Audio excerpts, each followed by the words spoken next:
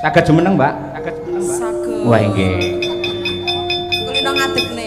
Oh iya. Coba lek Mbak Tutik kira-kira horeg apa ora? Ayo. Jane dedeke ora sepiro ning kok kewes ya, Tru. Ayo. Luas ngono lho. Kapangane apik. Ayo. Jangan memandang bentuknya. Lah terus Rasakan dulu orang. Ampun bentuke sing dianu lho Pak Yoyo. kok dirasake lak panganan lah nggih istilahé sing bener to. Malah ngoten to. Heeh, dadi pamane nyawang bangsane sawangan, wah kae gunung kae apik, ngono kuwi. Gunung napa? Lho gunung apa wae.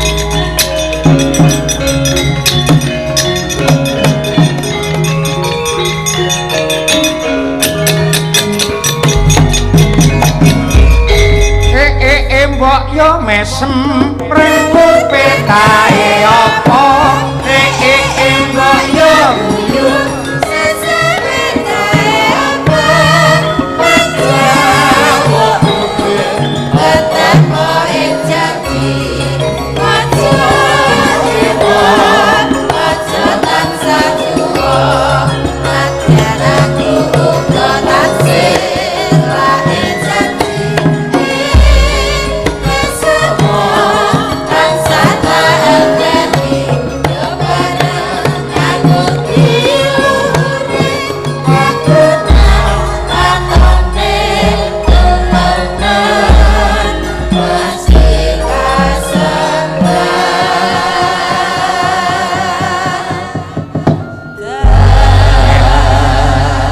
Assalamualaikum warahmatullahi wabarakatuh.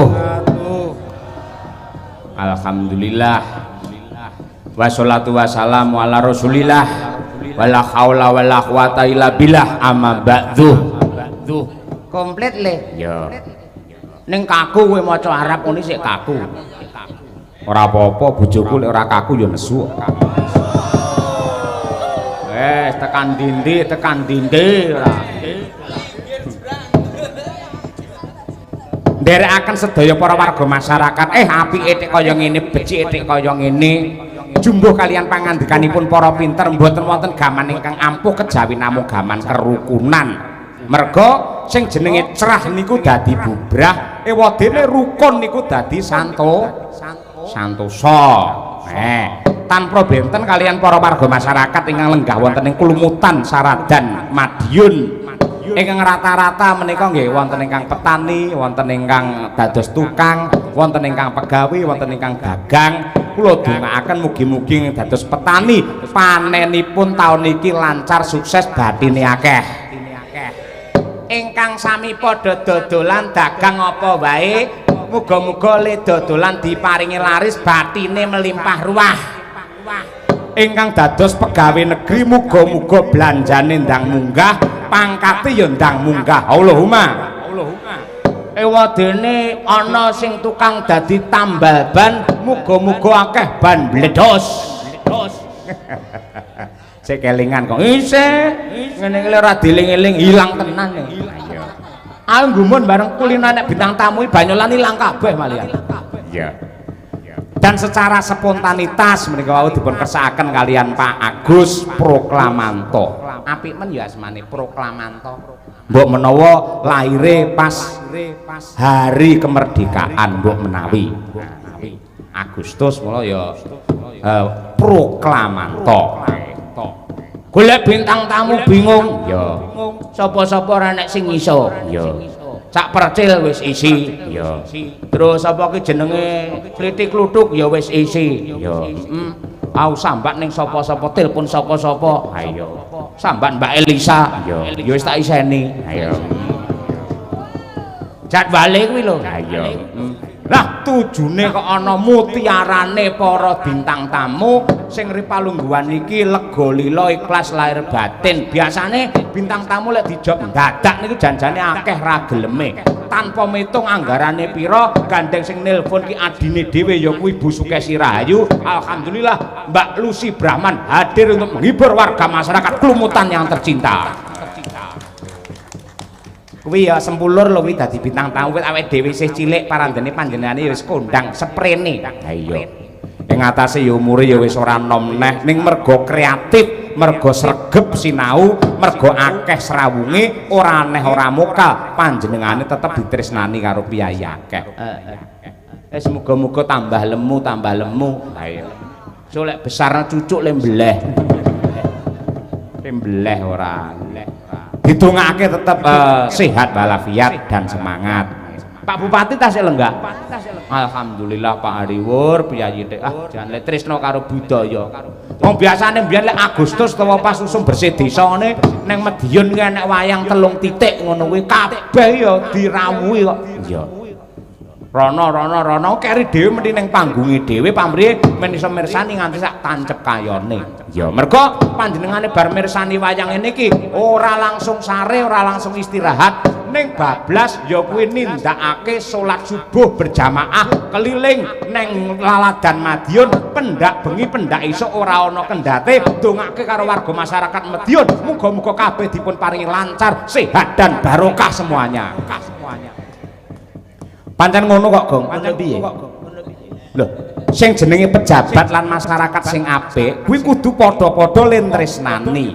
Sing dhuwur tresnani sing ngisor ya tresnani karo sing dhuwur. Lah, carane tresnani iki kepiye? Selalu memanjatkan doa. Masyarakat ya ndongake karo Pak Hariwur, ya Allah kula nyuwun dumateng Gusti mugi-mugi paduka paring amanah kesehatan kawicaksanan dumateng Bapak Hariwur satmah saged mulyakaken sedaya para warga masyarakat Madiun kuwi wong cilik. Pak Hariwur ya ngono meni ndongake, ya Allah mugi-mugi para warga masyarakat kuling Madiun sedaya dipun paringi sehat walafiat murah sandang pangan tentrem lahir batin slamet donya tekan akhir. Anggere saling mendoakan kaya ngono insyaallah ing Madiun kene tetep anane kondang memandang ora ana sambikala sawiji apa beda karo wilayah liyane yang terkena kasus. Aku bola-bali telepon karo Pak Hariwur. Ngatos-atos lho, Pak. Niki kathah sanget niki KPK, Pak. Ngatos-atos. Jawab piye, Pak Hari? Nggih, Pak Dalang, kula sampun atos. Oh semprul ki ora muni sing ora-ora. Sembah nuwun ingkang bahkan Pak Hari sehat walafiat lho. Sapa meneh sing tak sambati? Jenenge sejarah mila Pak Hari kala wau nembangipun Caping Gunung niku tema perjuangan. Nalika panjenenganipun tasih ngasta dirut wonten ing Arta Kencana. Saiki tek ra tau wayangan Arta Kencana. Ora kudu to wong ya genti pemerintahan. Ning nyatane panjenengan sik tresna karo awake dhewe nganti ripalungguhan iki digawa wayangan ning PSHT. Wingi awake dhewe diboyong nganti nggen pusat Partai Golkar ana ning Jakarta iso ketemu iso sungkem karo Pak Bahlil kae lantarane ya Pak Hari Wuryanto. Kaya ngono kuwi pamrih apa ora kok seorang Cahyaku tadi sing digadang-gadang dikudang-kudang men sing jenenge seni wayang sebagai jati diri bangsa tetap mendarah mendaging berkibar di Nusantara oleh Pak Hari Wuryanto. Omongane apik njaluk tanggapan neh bal-bale kuwi. Ora lek diparingi ya matur nuwun yen ora ya wis matur nuwun sing ngene iki. Sembah nuwun dumateng sedaya kemawon ing tasih kepareng jenak pinarak alhamdulillah. Kanca-kanca karawitan Madangkara mangesti darmaning kabudayan rahayu jangkep sowan mboten wonten ingkang cicir. Tur gumun kula Madangkara niku nuwun sewu Pak Hari benten kalian yoga-yoga sanesipun. Menawi pas sampak ngoten sedaya menteleng. Menawi pas tlutur sedaya menika nggih mringkus ing dados pasuryanipun. Ngoten niku. Enek was tlutur wae panggah menteleng ya enek kancane dhewe. Wis matur nuwun. Rata-rata para sarjana seni, magister seni, wonten ingkang guru, wonten ingkang dosen. Mas Danang ing ngasta Demung menika dosen wonten ing ISI Surakarta jurusan karawitan menika. Ya goi dosen. Lho, ngawuk teh. mugi ditambahi dosen melih menika Bu Sukesi Rahayu. Menawi guru pirang-pirang niki sing kulino ngakali fingerprint pirang-pirang. Guru ayo wis jan jos-jos doan pinter ayo. Iso sithik jarine karo kancane iso padha. Ayo. Matur nuwun. Paranggana ingkang sowan wonten Ciluk Patmok 67 muga-muga warga masyarakat Klumutan entuk pitulungan saking Gusti Allah taala. Pitu niku 7 mugi-mugi tujuanipun Pak Agus Proklamanto tansah dipun ijabahi dening Allah taala. Wiwit saking sisih wetan piyambak menika pulunan kula. Ponakan to? Iya. Ponakan lek dibasakne ora penakan to? Ora. Pulunan. Pulunan. Menika saking Laladan Tulungagung mahasiswi wonten ing UNS Surakarta. Naminipun Genduk Nimas Ayu Winong Nawangsih. Sinden ya sinden, yen prei ora nyinden wirausaha. Usahane apa? Neng omah enek kolame diculi lele. Dadi bar nyinden anggar lelene gedhe-gedhe cuwekeli dhewe karo Winong. Nyekel telu no kari loro. Sing siji mbuh ning ndi? Winong kuwi. Golek ora temu. Nggih. Ngareng nggih mlaku terus jeblok. Ayo. Aku iki mumpung rong kaji tak ngene sik ngono lho. Mbak Winong Nawangsih. Kalajengaken angka kalih menika Mbak Birgita Ayu Setiani Haryanto Purnomo. Anak buah Pak Purnomo kae. Saking Laladan Kediri Kota Tahu. Nggih. Menawi jenengan tindak wonten ing Laladan Kediri miyos wonten alun-alun walor ngoten wonten tahu sing kuning nggih niku ingkang nami tahu takwa nggih niku. Aku mbiyen karo Birgita bar Birgita mulih ning nggen Kediri gawake tahu takwa tahu kuning nggo Pak Dalang oleh-oleh saking Kediri. Iya. Enake ora umum digoreng enak dipangan entah ya enak. Tahu takwa. Ora percaya nyoba. Tahu takwa karo apa jenenge kae sing anu gedang apa kae sing dawa kae lho. Getuk gedang lah kuwi. Wong Birgita ki ya pilih kasih. Kudune lak sing dikeki getuk gedang karo tahu lak kudune kabeh sak rombongan. Ora, mung loro. Sapa? Siji aku loro Arif Lumer. Wah, termak pringis ngono. Bul. Assalamualaikum Mas Arif. Sakinah mawaddah warahmah nggih. Piyayi Tresna karo budaya nganti kaya ngono kuwi. Ayo. Arif Lumer iki bareng dikon foto bareng karo Agung Kodo meh padha. Angka 3 menika Mbak Dian Munasiroh sarjana seni magister seni asli saking Pule Pilang Kenceng Madiun. Nganjuk pilang kenceng mripate ngantuk udele bodong. Wis peputra le? Wis peputra. Wis peputra loro iki malah sing nomor loro iki lagi sik cilik sik bayi. Ha iya mau nganti ngampil daleme ibune Pak Lurah ning kono. Ha iya. Eman-eman yen dibuang. Ha iya. Aku mbiyen yo ngono. Tahu aku karo Bukesi tanggapane ning ndi Lampung Bukesi ya. Oh ning Lampung gayane ora tak cipok dhewe wing ora. Gayane ora ngerti. Ya ngono kuwi mau resi ngono eman-eman lek diguak eman-eman nangis. Ha iya. Wis kaya ngono kuwi dadi wong tuwa. Kaya angger entek omongane kuwi. Ayo. Menika saklajengipun menika Mbak Mira Kirana. Waduh piyayine. Kemarin engkau masih bersamaku berjumbu dan merayu. Adakah hari esok bersama Arif Lumer? Mbak Mira Kirana asli saking Nganjuk ning sampun hijrah wonten Sukoharjo ya Mbak ya? Inggih Pak. Sukoharjo. Nggih, makmur terus. Kalajengaken menika Ibu Sukesi Rahayu sing lumaing jagat kureping langit wong wadon sing ayu lahir batin setia karo bojo setia karo anak ora ana liya ya Bukesi prestasi kula sak kanca menika ya merga le tabrire prihatin Bukesi menika le poso Senin Kemis le poso Weton poso Dawud niku mboten ati leren sing ngunduh kula sak kanca. Tepuk tangan untuk Bukesi.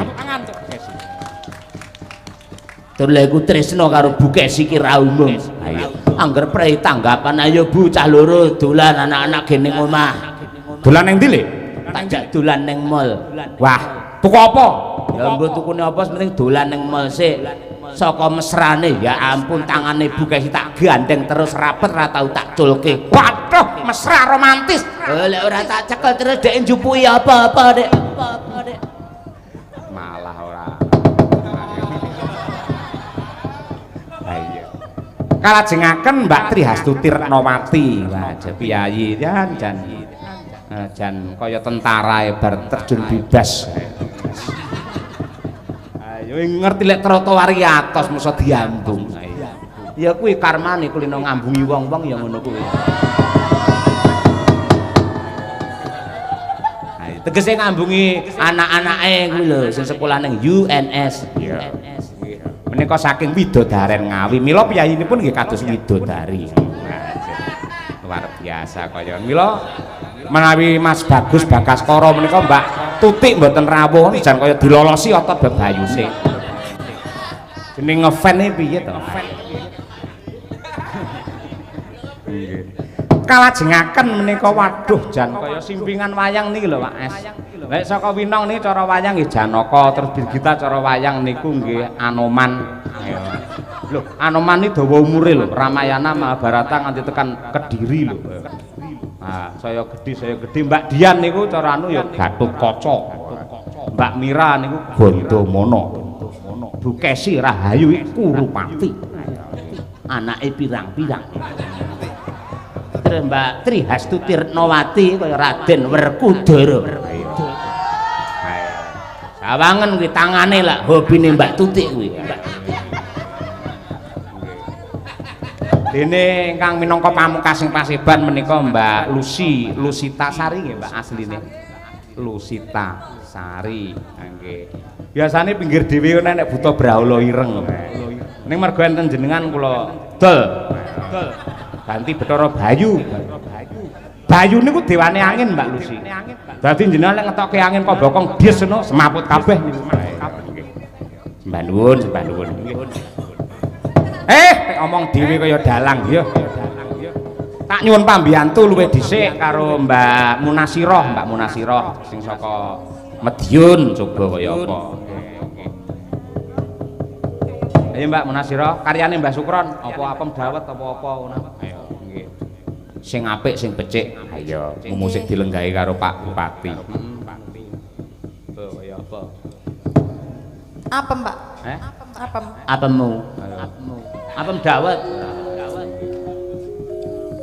Enek bawane kae. Wonten. Oke, dikompliti mergo kuwi bersambung. Iya. Karyane Mbah Sukron Suwanto. Heeh, luar biasa.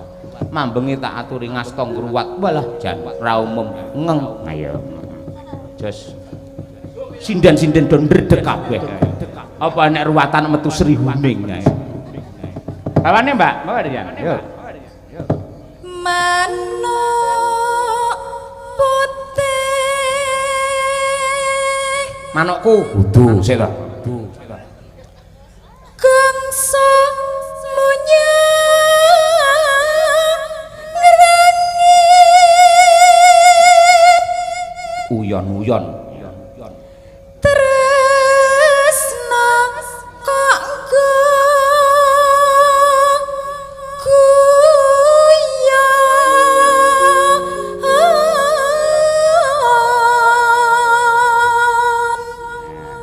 Terus Mbak.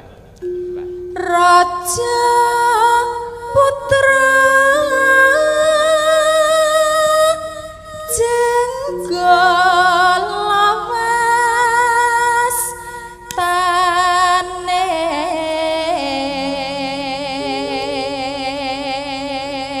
Raja Putra Jenggala Panji. Sira kang mas bakal cidreng janji Janji. Lho, gregel ngene ora gampang. Heeh, aku tahu. Janji. Putra naga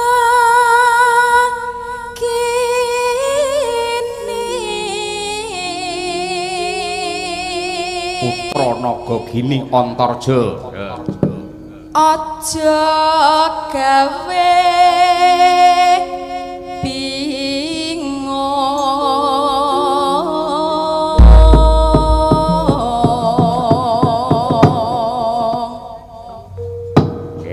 Kalih jumeneng saged Mbak Dian ngasta HP mboten napa-napa. Atane aja di miss call. Ayo, ilang sakepane di miss call. Aku tahu ndek ben ngono. Pidato di miss call to asem. Sapa Sarmadi nganyelne. Ya, Mbak.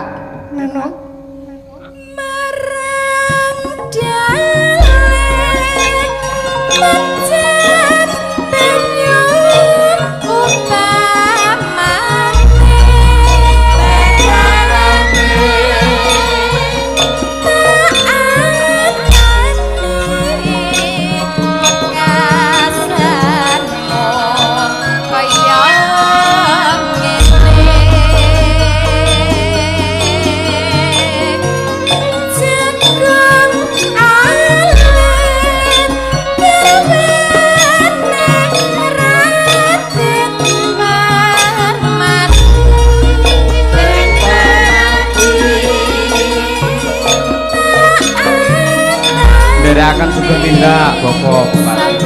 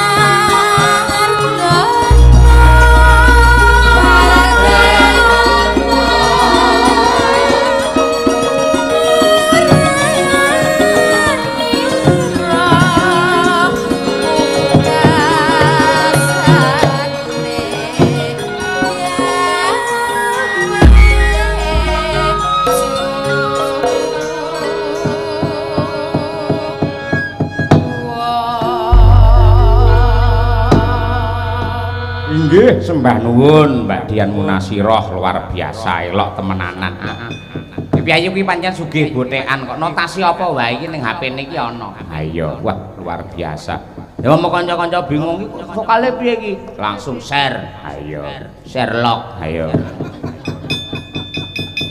Coba Mbak Tri Hastuti Retnowati sik ela-elo Mbak. Nah, saiki mulai ngetren lho ela-elo ning Solo.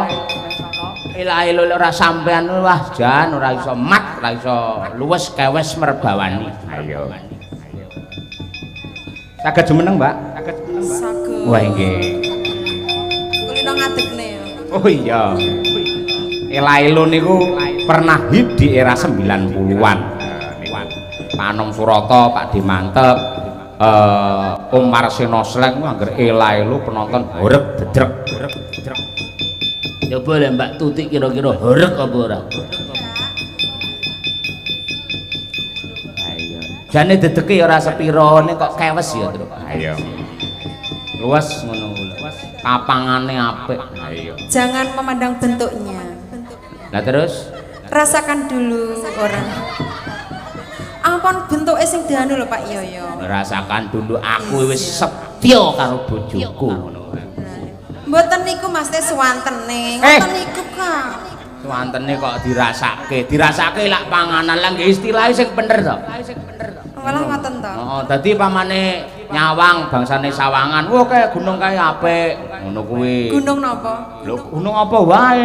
Bukir. Oh, Bukir. Bukir.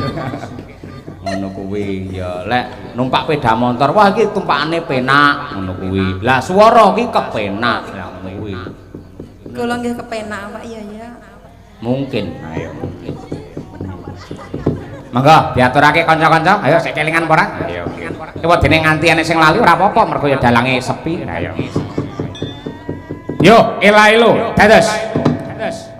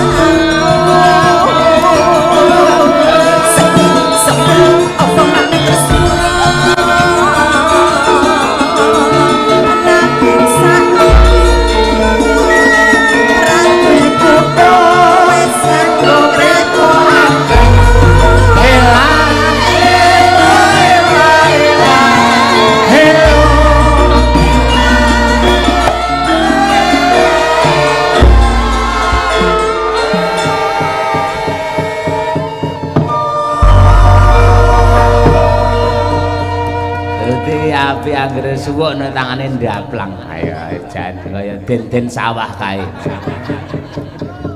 Jos temenanan iki ya kerasan bocah ya sabar. Ayo. Menanan Tik. Muga-muga awet Tik melu Madangkara. Ayo. Muga-muga. Arep melu sapa nah nara sampean. Heeh, buktine sapa-sapa ora gelem ngejak kok ya. Sing tak sendeni wong sampean Pak. Yo sapa neh nggo sampean lho. Sendeni ayo. Tik. Pokoke sehat bar iki lek numpak mobil hati-hati. Ya, hati-hati tenan. Kurang apa-apa iku kudu waspada. Terus kaya ngono kae dalan. Ayo. Ayo. Mbak Lucy, wah, aku kangen yen gubuk asmara dikendangi karo Mbah No. Wah. Estu para penonton iki iso gawe gemes kok. Ayo. Iki spesial kanca-kanca Bapak Lurah sing kang dereng kondur, kanca-kanca perangkat, ugi saha wah Bapak Ibu Mbah Kakung Mbah Putri tasik napa mirsani wayang kulit. Mugi-mugi kantuk hadiah nggih, Kung. Alhamdulillah. Jarang toh, Mbak, nganti goro-goro sing enek sing mirsani jarang toh. Jarang bahasane entar resik, arek 5 sitoke gong gendeng. Tapi alhamdulillah niki kemajuan tenan kok.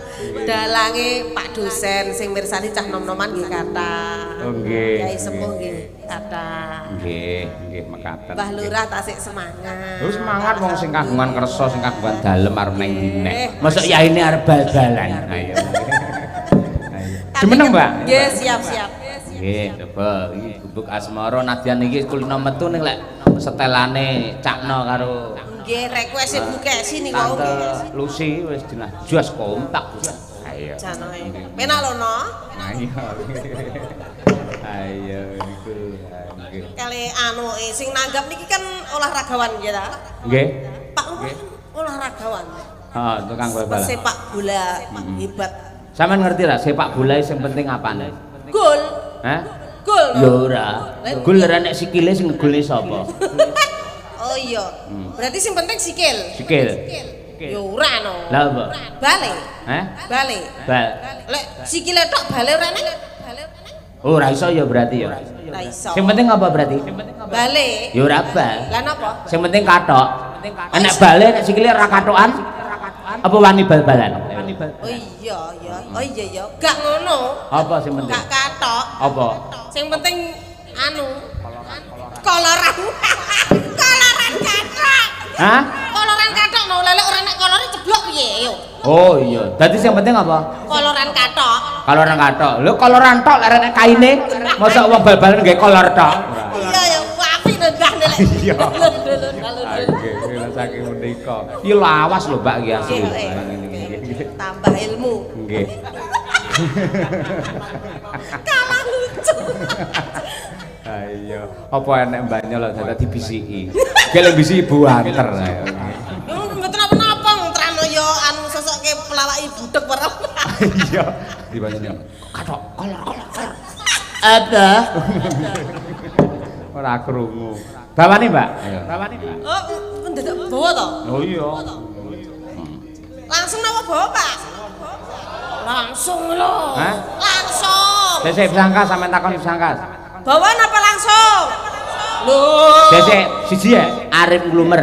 Ayo. Bawa apa langsung mer? Langsung. Oh, langsung senengane langsung. Senengane langsungan bir. Senengane sak sedas, Gus. Ayo. Masaku lah. Selak nunggu hadiah nggih, Bu. Wah, arep nglumer iki karo Birgita jan kaya film Titanic lho. Masyaallah. Cross karo Jack. Dadi kaya nang ana pucuke prau karep dhewe ngono lho, ndaplang ngono kae lho. Tapi nyuwun sewu lho, umpama tenanan ngono ya keturunane apik lho. Iki masuk kaya bener irunge apik kok. Apik. Nggih. Irunge ya mancung kok. Ha iya mula kuwi. Oh, kuwi lho kancaku sing ngomong jeruntune begel jare. Ayo, bae ganti L. Ayo. Ya, Mbak. Ayo. Iya. Langsung? Iya, langsung. Oke, langsung siap. Nggih.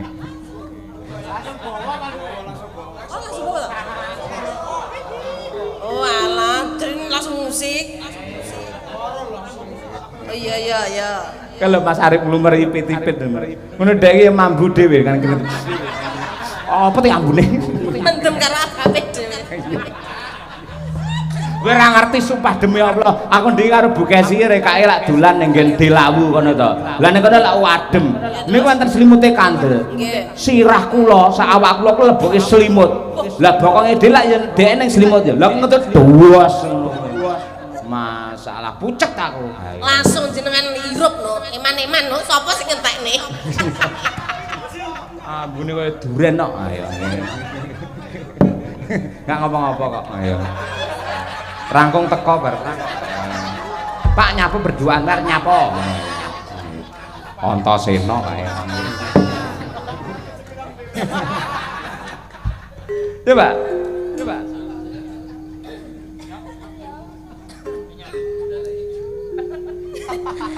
Apa lo ijo?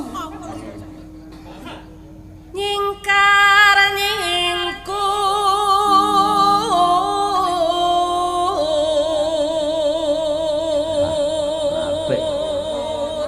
Jos. Cengkoke jan mengkristal. Ayo. Kaya umbel. Aja diguyokne to, Mas. Riyen to, guyu e mari erik suarane. Biasane sak umur sampean guyu ki ngisor ya trut-trut. Lah ya ora no nyapor e. Lah kepoyo kulino Bu Kesi yang ngerti banyoli kluthuk nang nguyu deh. Ya ora tak belok. Ora. Enggak. Sik to, Mas. Wiwi tande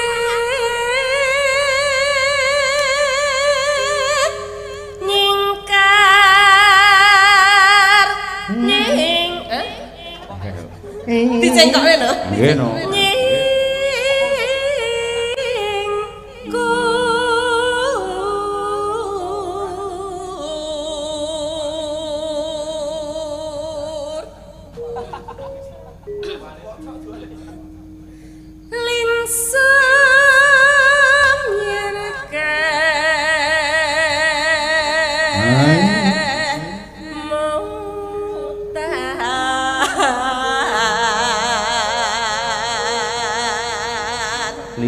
Yen kelumutan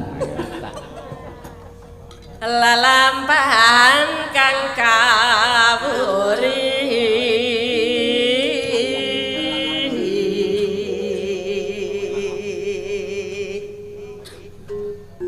tarasna tulus nadyan bekas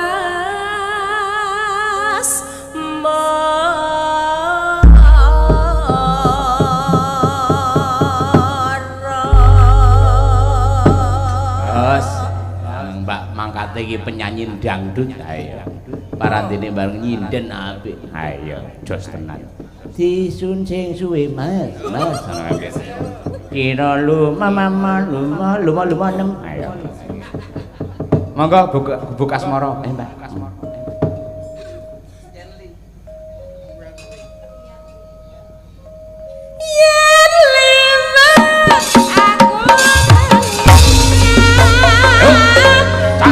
warna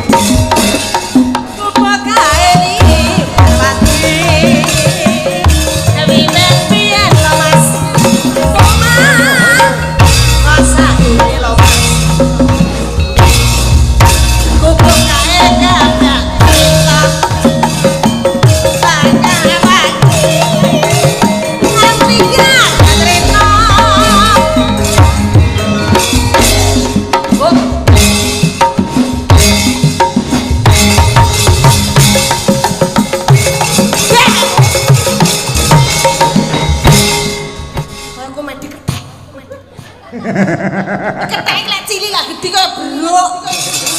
Ausir karep nggo sing benek ngono lho. Kowe iki mancing ae. Ya apa ya pancen dikasih ngono kuwi kok. Ya iki kan bulan Idul Fitri.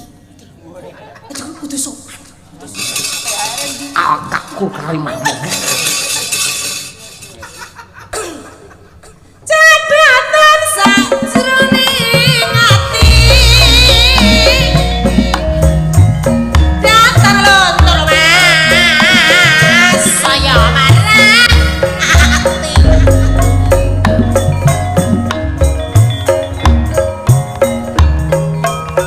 Aku kowe tadi karena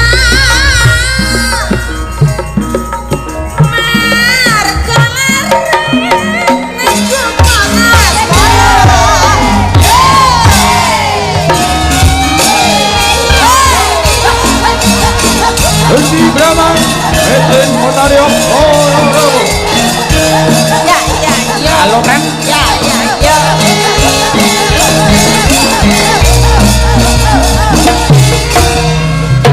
Halo Mas.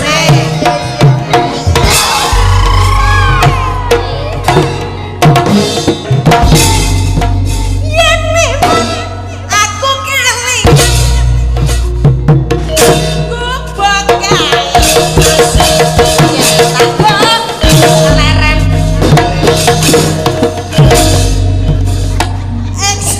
gak aja ngono mari aku isi Pak Lurah sik to ing cagak kan tulisan warna tandang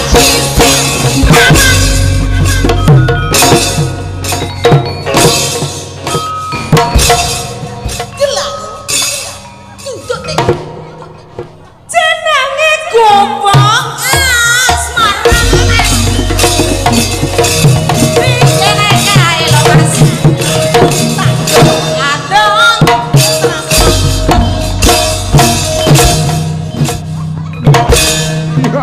tanpa bantal tanpa kasa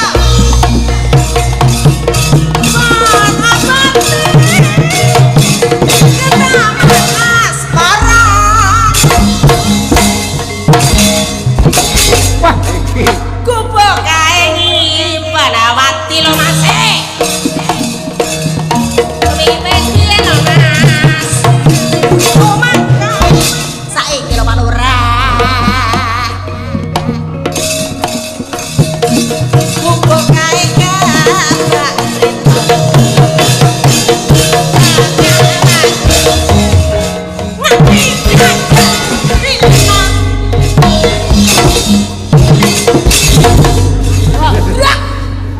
kendang kocok gubok kae nyimpen awati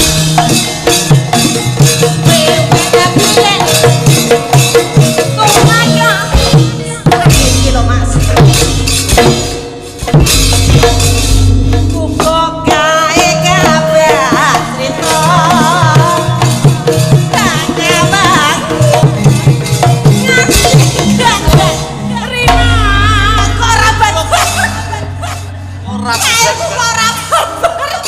Berarti kesenengan ae.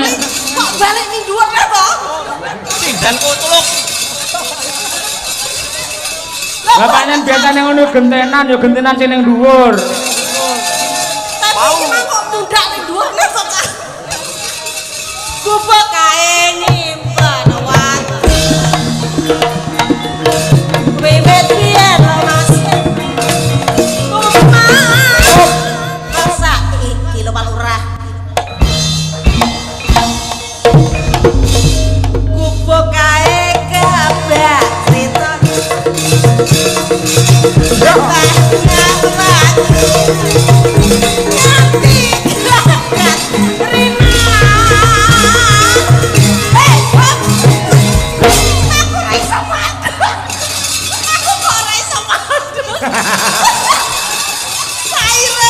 Aku apa lah ger musuhe enom ra gelem mandeg bae. Turun. Balik muka.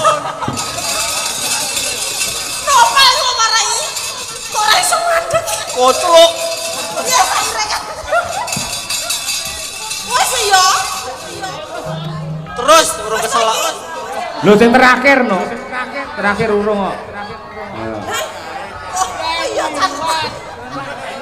Peh lagi ki enek bintang tamu pikun. Ayo.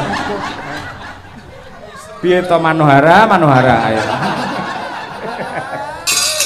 Eleng-eleng sik. Cedak. Kok iso lho, kowe lho lek ndang aja menak-menak lali aku.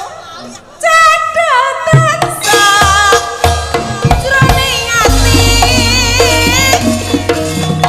Nyata lho masih saya marah ati lho Mas. Aku kowe dadi karepku. Arek goler. Terus.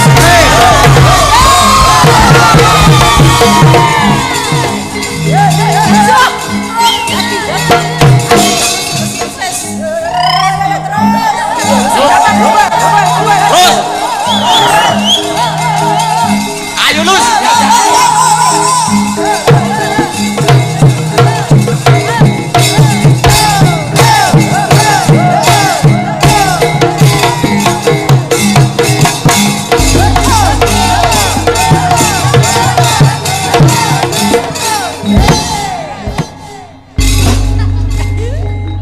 Kabut. Ora bareng. Gendeng lho, Pak.